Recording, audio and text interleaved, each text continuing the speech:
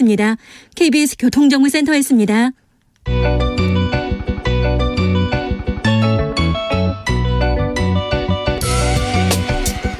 한층 날카롭다, 한결 정확하다, 한편 세심하다, 밖에서 보는 내밀한 분석, 정치적 원의 시점. 오늘의 정치권 상황 원에서 더 정확하게 분석해드립니다. 이현주 전 국민의힘 의원, 어서 오세요. 네, 안녕하세요. 부드러운 카리스마 이현주입니다. 최민희 전 더불어민주당 의원, 어서 오세요. 안녕하세요. 불굴의 희망 최민희입니다. 네. 27일 민주당 이재명 대표 체포동의안 표결을 하기로 했습니다. 그렇게 될 줄 아셨죠, 이현주 의원님? 네. 근데 좀 생각보다 빨랐잖아요. 그래요? 네. 저는 그러니까 빨리 마무리하고 결론을 냈으면 좋겠다 이런 얘기는 했는데, 네. 어쨌든 검찰이 아직 어떻게 보면 저 대북 송금 문제, 네. 김성태 사건 그 부분에 대해서는 아직 수사가 진행 중인 것 같은데, 네. 그걸 좀 마무리하고 한 달쯤 있다가 하지 않을까 그랬거든요. 네. 되게 빨리 했어요. 그렇죠. 네. 쌍방울 관련된 수사가 진행 중인데 일단 구속영장 청구가 조금 밀렸다. 그리고 다른 일정들도 좀 빨라지고 있다. 이렇게 얘기합니다. 그러니까 검찰이 매우 충실하게 대통령실 관계자 발언을 이행하고 있다고 생각합니다. 어떤 발언이요? 그 위클리 조선에서 나온 보도가 네. 대통령실 관계자가 사견임을 전제로 네. 이번에 민주당이 방탄하면 한 번으로 끝나지 않을 것. 그래서 쪼개기 구속영장 청구를 예고했는데요. 그 기사가 먼저 나왔어요. 그렇죠. 그래서 충실하게 이행하고 있다. 그래서 민주당이 대통령실이 검찰 수사의 배후다 이런 얘기를 한 게 딱딱 맞아 떨어지는 것 같아요. 네. 네, 그렇고 그다음에 제가 구속영장이라는 걸 읽어봤는데, 야, 구속영장이 이렇게 언론 보도랑 똑같을 수도 있구나.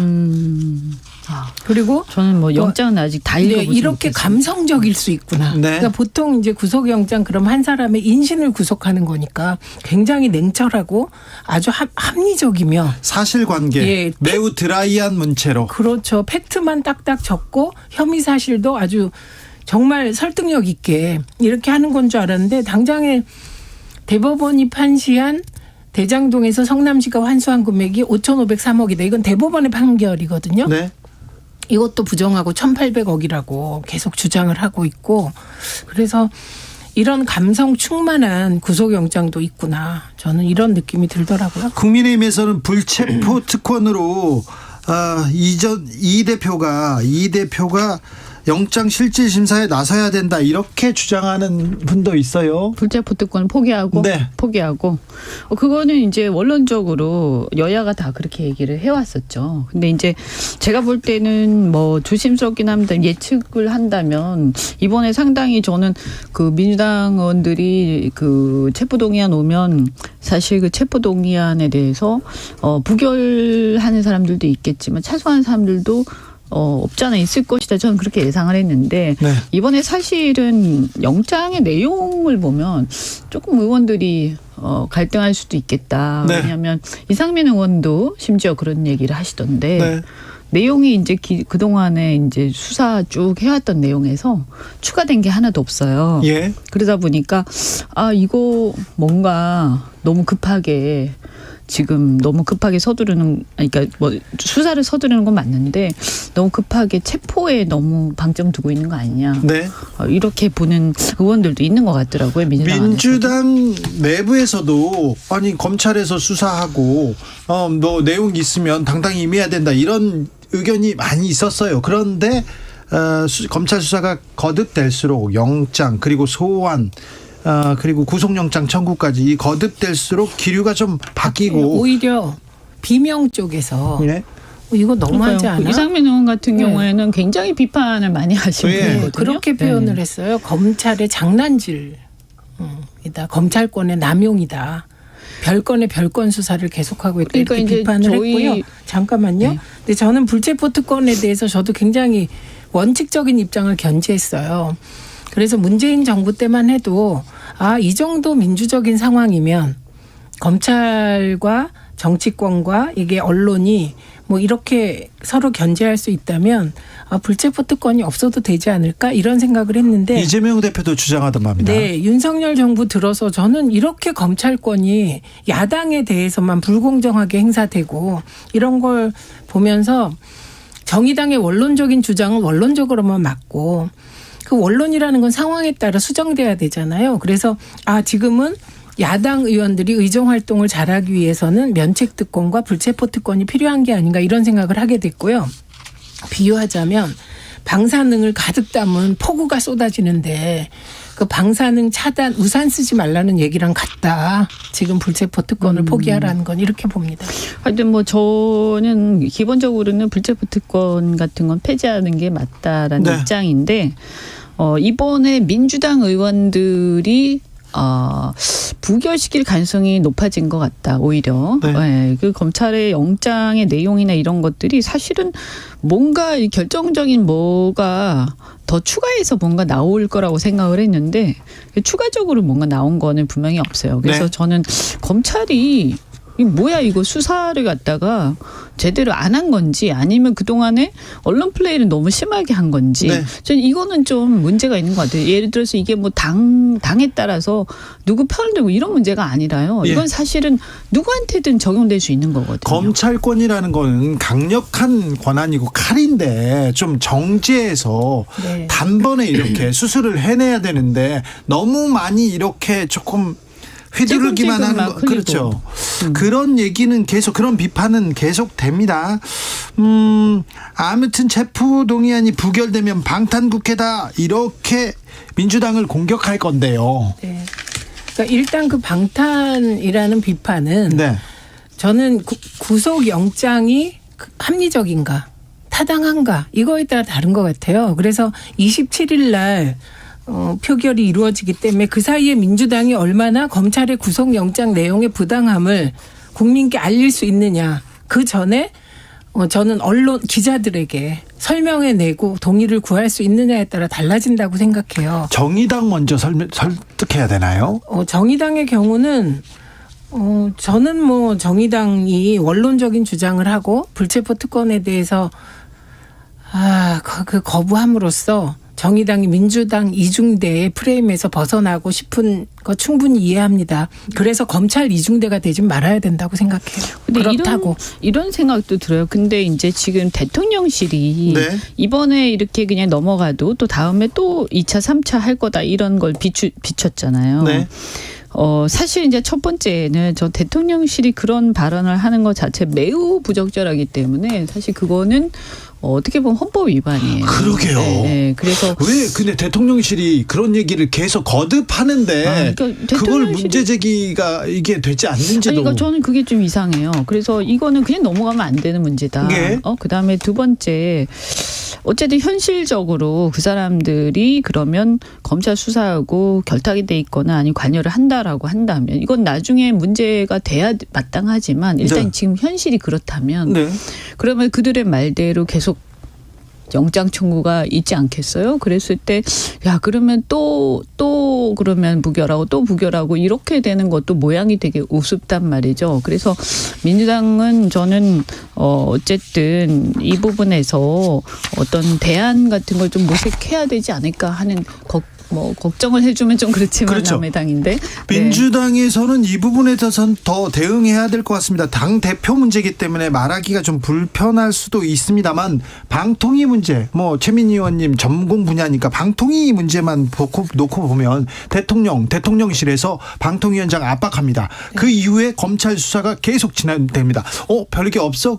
전방위로 또 압수수색이 됩니다. 그리고는 예전에 나왔던 보도 하나를 가지고 다시 또 수사를 재수사를 시작됩니다. 이 부분에 대해서는 어떻게 봐야 됩니까? 우선 이게 TV조선 재승인 관련된 점수 조작 사건이라고 언론이 보도합니다. 네? 검찰이 지금 그걸 의심하고 있어요. 근데 내부에선 그런 일이 없었다는 거예요. 네, 그리고 TV조선이 재승인에서 탈락했으면 모르겠지만 조건부 재승인을 받았는데 네. 그걸 다시 돌아가서 지금 문제를 일으키고 있다. 그래서 내부 취재를 해보면 적법하게 잘 된 건데 이게 굉장히 부당하고 억울하고 표적 수사를 하고 있다 이런 겁니다. 그래서 그 목표를 다 TV조선 재승인이 문제 있었냐가 아니라 한상혁 위원장을 나가라고 국민의힘도 압박하고 대통령실도 압박하고 있는데 한상혁 위원장이 방통위는 독립성이 필요한 기관이라 난 임기를 지키겠다. 예. 그래서 한상혁 위원장을 표적으로 지금 이 모든 일이 벌어지고 있다는 인식이 내외에 팽배하더군요. 네. 그럼 물론 방통위 내부에도 여러 입장이 있을 수 있겠죠. 근데 오늘 전현희 위원장이 네. 자기가 가장 잘한 거 그것은 내가 이 권익위의 정치적 중립성을 지키기 위해서 임기를 마감하는 것이다라고 말을 한 거예요. 예. 근데 이건 사실 권익위보다 방송이 더한 거거든요. 네. 독립성과 중립성 부분은. 그래서 저는 정권이 더 이상 이렇게 무리하지 말고 심지어 농지법 관련한 위반은 탈탈 털었는데 경찰이 무혐의 낸 거거든요. 예. 불송치 결정을 했는데 그걸 다시 수사하라고 하는 식이에요. 이건 보복으로 보이지 않겠습니까? 7월이 얼마 안 남았으니까. 의원님들이 지적한 대로 대통령실에서 얘기하고 검찰이 움직이는 듯하게 보여주는 이런 상황은 이 공정으로 가는 과정 다 이렇게 의심받을 수밖에 없잖아요. 아니 그게 만약에 사실이라면 네.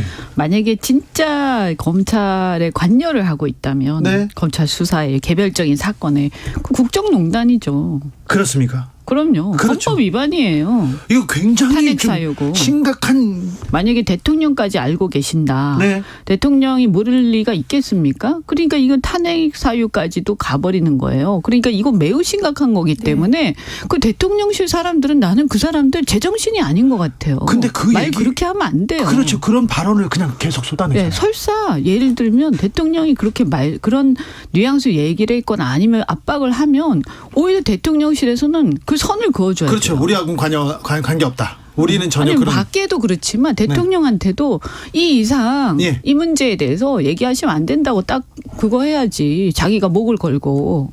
그런 지금 사람인데. 우리가 저기 탄핵 이후에 지금 나라가 계속 이런 상황인데 또 이런 일이 반복되는 걸 국민들이 지금 바라겠습니까? 저도 바라지 않습니다. 그래서 수정되기를 바라요. 국정 운영의 방향이. 예.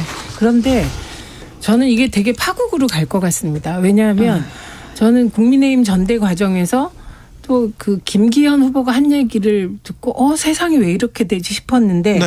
당무 개입이 아니라 당무 협조고 공천할 때 대통령과 협의할 거다라는 말은 사실 저런 말을 저렇게 공개적으로 아무렇지도 않게 할까. 그러니까 그럼 대통령한테 물어보지 대통령 의견 무시하고 공천하냐 이런 얘기를 하셨어요. 그러니까 무슨 그거는 말인지 저는 모르겠는데 원래 당정 분리거든요. 네. 그리고 대통령이 당정 분리가 안 되더라도 당정 분리라고 얘기를 하잖아요. 대통령은 공무원이세요. 공무원의 정치적 중립 의무가 우리나라에선 있어요. 행정부에서만. 이건 미법이에요. 예, 그리고 노무현 대통령은 열린우리당이 잘 되면 좋겠다라는 그 말했다고 탄핵까지 당했어요. 선거법 위반으로 국회에서. 의결된 거 아닙니까? 네, 나중에 네. 이제 판결에서는 뭐 약간 기각이 되긴 했지만 그렇다고 해서 그게 문제가 없다 이런 건 아니었거든요. 그랬어요. 그거에 네. 비하면 지금 1년의 대통령실을 통해서 나오는 결국은 대통령이 지휘해야 된다는 식으로 얘기하고 명예 당대표를 해야 된다는 얘기를 하고 유력 너무 기가 후보가 막혀. 당무 개입이 아니라 당무 협조고 그리고 결국은 대통령하고 뭐 협의하고 뭐 의논할 거다 이런 식으로 얘기하는 거는 이거는 정말 나라의 기관과 기준이 어떻게 되는지 정말 요새 헷갈립니다. 이게 이제 혹시 청취자분들이 헷갈릴 수 있는데 이게요. 왜 이게 위헌이고 사실 그런 걸 떠나서 왜 이게 자유민주주의의 기본 질서에 반하냐. 네. 그 공천이란 뭐의 공천입니까? 국회의 공천이잖아요. 네. 그러면 입법부를 구성하는 거예요. 예. 입법부를 추천하는 거거든요. 자, 네. 입법부는 뭐하는 우리나라 대통령제지 내각제 아닙니다. 예. 대통령과 입법부는 균형과 견제의 원리에서 작동되도록 돼 있는 거예요. 그리고 네. 그거는 헌법의 정신이잖아요. 무슨 얘기는 3권 분립을 지금 훼손하고 있다고. 그런데 무슨 대통령이 입법부 행정부의 구성원을 수반이고. 네. 근데 무슨 대통령이 입법부 구성원을 갖다 추천합니까? 말도 안 되는 얘기고요. 그거는 예를 들어서 뭐 정말 이 비공식적으로 약간 뭐 한 몇 명 정도 이렇게 그 뭐라고 이 사람 좀 괜찮다 이렇게 비공식적으로 돌려서 전달돼도 그거 나중에 문제돼요. 그거 예. 밝혀지면. 지금 아니, 박근혜 저기 대통령 그래서 문제된 거 대통령도 아닙니까? 그렇고 지금 이명박 전 대통령도 마찬가지고. 그랬고 그다음에 울산시장 선거 개입 네. 그것도 그렇죠. 지금 사실이 아니라고 주장하고 있죠. 예. 그런데 대통령이 울산시장 후보를 누구 한 거 아니냐라는 의혹으로 수사하는 거 아닙니까 그렇죠. 지금? 그래서 왜 문제 그건 제기하고 지금 뭡니까? 우리가 그때 그것 때문에 우리 당에서 문제 제기하고 막 데모하고 난리 쳤지 않습니까? 예. 근데 그렇게 해놓고 그다음에 박근혜 대통령 그런 이유로 당무 개입이라고 해가지고 공천에 개입했다는 이유로 처벌하고 한 거 아닙니까? 근데 그때 처벌한 장본인이 윤석열 그렇죠. 대통령이세요. 누구보다도 이 문제가 법에 걸린다는 거를 잘 아는 사람이 윤석열 이 웬일인가 싶어 대통령이죠. 진짜. 아니, 그러니까 기준이 제가 좀 아까 세상의 기준이 뭔지 이제 헷갈리는 세상이 됐다고 말씀드린 게 그런 거예요. 문재인 대통령이 했는지 안 했는지도 모르는데 울산시장에 특정 후보를 하기 위해서 청와대가 개입했다. 그래서 지금 수사받고 난리가 난 거 아닙니까? 네, 예. 그러면 그때 막 데모하고 그랬었죠. 네, 그런데 이거 사실은 안 했다고 저는 믿어요. 문재인 대통령 스타일상. 근데 했다는 혐의를 두는 거잖아요.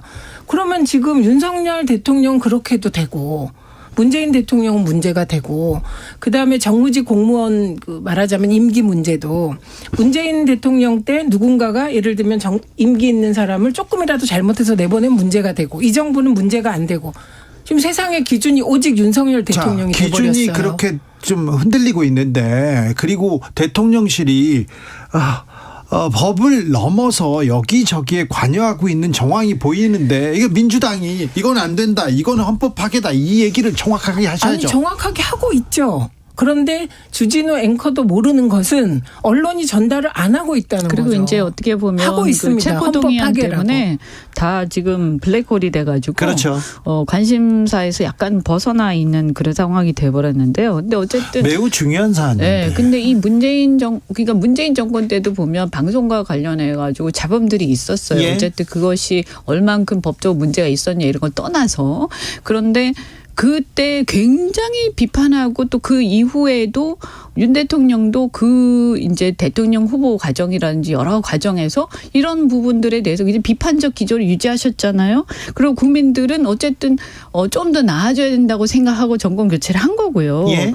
근데 지금은요. 저는 지금은 이제 사실 어떻게 보면 엄밀히 말해 문재인 대통령은 죽은 권력이고 살아있는 권력 윤석열 대통령이세요. 네. 그래서 어떤 의미에서는 문재인 대통령이 그 잘못을 떠나가지고 그때 문제가 있었다 하더라도 지금은 살아있는 권력이 어떻게 하느냐가 또 더 문제인 거죠. 예. 근데 더 잘해야 되는데. 그렇죠. 더 잘해. 아니면 최소한 그때 뭐라고 한 거에 대해서는 극복해야 되는 거 아니에요? 아니 잘하겠다고 지금 정권을 잡은 거 아닙니까? 그러니까 그전 정권이 잘했다는 얘기가 아니라 그죠? 지금은 우리의 관심사 살아있는 권력이에요. 네, 지금 정권이 어떻게 해주는지. 네, 그래서 더 나아져야 되는데 그렇게 막 비판하고 해놓고 지금 와서 비슷한 문제를 일으키고 있으면 지금 이제 1년도 안 됐는데 답답하죠.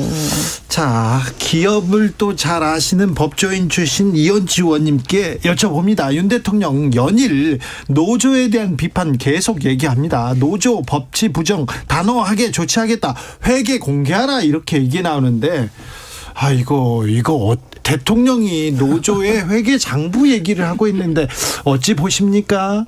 아니 그래서 그것도 뭐가 회계가 뭐 문제가 있어서 누가 문제 제기한 게 있나요? 아니 그러니까 민주노총은 90% 이상 우리 거의 다 공개돼 있다. 네, 이미 홈페이지에 공개돼 있다 얘기합니다. 뭘 공개하냐 이렇게 나왔어요. 그러니까 저는 지난번 화물연대 파업의 강경 진압 이후로 지금 노조 때리기로 지지율 올리고 재미를 봤다 이런 노조 건가요? 때리기로 지지층 결집시키는데 정말 지금 하신 재미를 봤다고 생각하는 것 같습니다. 너무 유치한 건데 만약 그렇다고 하면. 지금은 사실 저는 오늘도 깜짝 놀란 게 우리나라가 OECD 중에 자살률이 가장 높잖아요. 네. 그런데 그 자살률을 30% 낮추겠다고 하고 나온 대책이 자살 수단에 대한 관리를 강화하겠다고 그중에 하나가 번개탄 생산을 중단하겠다가 나왔더라고요. 정말요? 이 언론 보도가 언론에 나왔는데 이 보도가 사실이라면 저는 정말 어리석기 짝이 없는 언론 보도가 나왔어요. 그런데 언론 보도가 잘못됐길 바란다는 거죠. 조금 어떻게 이따가 생각이 그런 수준밖에 안 되나? 조금 이따 부엌칼도 없앤다고 하고 막 그러면 어떻게 하죠? 마포대교를 없애야죠. 이 노조 문제는 그런 거죠. 노조의 문제는 두 가지 측면이 있는데 일단 노조의 투쟁 방식, 그다음에 이제 너무 과하게 뭐 소위 기종 노조라고 하는 일부 노조죠. 다도 아니고요. 극히 일부. 네, 일부 노조에서 이렇게 보면 굉장히 이기적인 어떤 투쟁을 하는 부분들 이런 거 그거는 분명히 국민들한테 있어요. 질타를 받고 있습니다. 분명히 있죠. 네. 근데 그거가 있으면 그걸 딱 집어서 문제를 삼아야 돼요. 어떤 구체적인 걸 가지고 그냥 막연하게 계속 두리뭉실하게 구호만 외치면 안 돼요. 대통령이나 집권한 세력이 할 태도가 아니에요. 그거는 야당일 때는 몰라도. 네. 저는 네. 이런 생각이 들어요. 노조를 대하는 것도 검찰이 별건 수사하듯이 노조를 대하고 있구나 이런 생각이 듭니다. 그러게요. 걱정입니다. 그리고 또 더 나아가선 저는 정말 집권당으로서 또 그다음에 대통령으로서는 전 부탁드리고 싶은 게 기본적으로 지금 이 노동의 형태라는 유형이 계속 바뀌고 이 산업이 바뀌고 있잖아요. 여기에 맞게 대통령이나 우리 당도 이 노동의 문제, 새로운 어떤 산업과 새로운 시대에 맞는 노동의 새로운 어떤 인권 문제라든가 또 진짜 노동 현장에서 사람들이 원하는 거. 그러니까 예컨대 하청 문제라든가 동일 노동 동일 임금 문제라든가 그러니까 뭐 비정규직 정규직화 이런 거는 구호로서는 근사하지만 저는 현실성은 떨어진다고 봐요. 예. 그럼 현실적인 대안들을 내놓고 토론해야 돼요. 예. 알겠습니다. 지난 14일에 보육지부에서 자살 예방 기본 계획안을 이렇게 발표했습니다. 산화형 착화제가 사용된 번개탄은 생산을 금지하고 인체 유해성이 낮은 친환경 번개탄을 개발해 보급한다. 지난 13일 복지부의 계획안이었습니다. 정말 이걸 또 계획안이라고 내셨는지 진짜 눈을 씻고 다시 봐야 되는 건지 참. 국민의힘 당권 경쟁은 어떻게 돼갑니까? 분위기가 어떻습니까, 이현주 의원님? 그럼 뭐 어쨌든 안철수 후보께서 사실은 굉장히 지금은 좀 정책이 내지는 이제 약간 꺼지는 상태. 왜냐하면 안철수 후보한테 국민적 관심사가 안철수 후보한테 갔어요. 근데 그 이후에 왜 이렇게 조용한 거죠? 항상 이렇게 보면 한번 쫙 올라갔다가 또 꺼지죠. 근데 그 이유가 뭐냐면 네. 제가 예전에도 한번 말씀드렸는데 그 반사적 이익이에요. 근데 그 반사적 이익의 실체가 있는데 그것을 원하는 그 사람들이 원하는 얘기를 해주고 거기에를 반영해 줘야 돼요. 그 그렇죠. 민심을, 네. 당심을. 근데 대통령 이게 보면 대개는 반윤 내지 비윤 성향들이 지지를 막 몰아줬죠. 이 반발 때문에요. 네. 그런데 대통령실인가 뭐 어디에서 뭐라고 딱 얘기하니까 나 윤핵관이라는 표현 더 이상 쓰지 않겠다. 네. 안윤 연대가 아니라 실은 윤한 연대다. 이런 이제 굉장히 약한 모습을 딱 보이면서 사람들이 실망해 버린 거죠. 네. 그러면서 이게 천하람 후보가 있다 보니까 아무래도 좀 더 혁신적인 모습을 보일 거 아닙니까? 젊으니까.